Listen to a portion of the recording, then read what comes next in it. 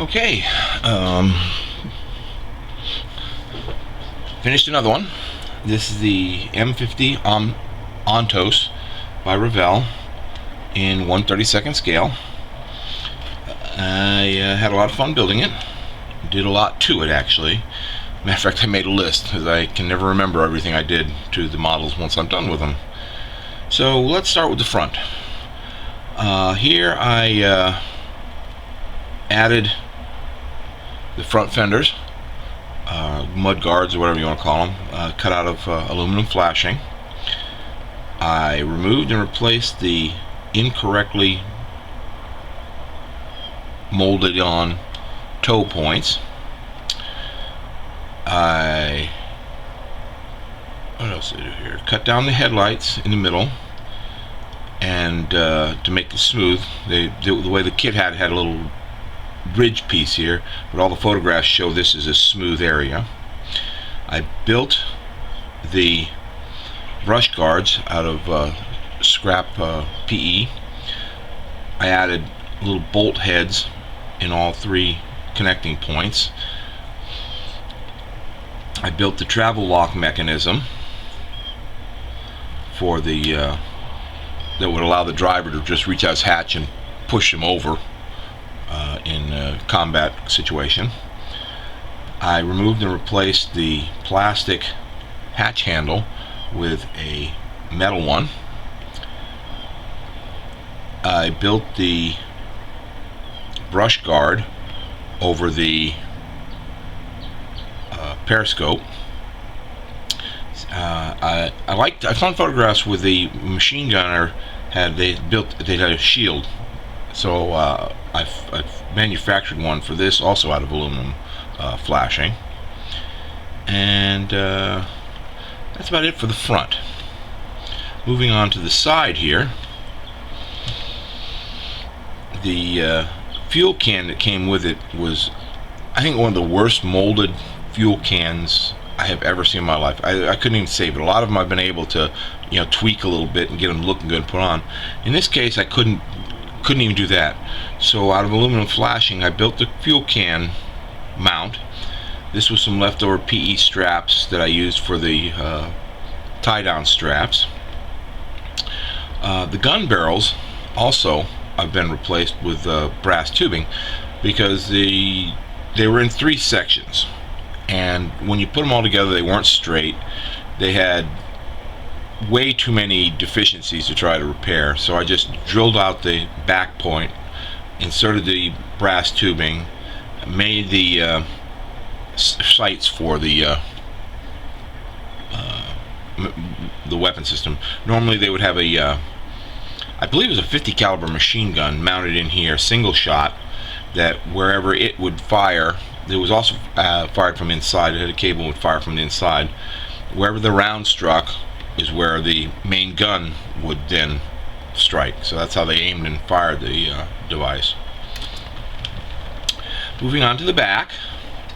Again, I added the skirts out of aluminum flashing.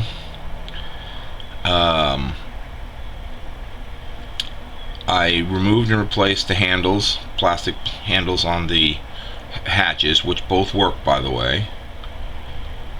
There's just really not a lot to look at inside. Poo. Very minimalistic. I found a photograph where it showed the exterior slave point. The Army doesn't call jumping vehicles jumping them off, they call them slaving them.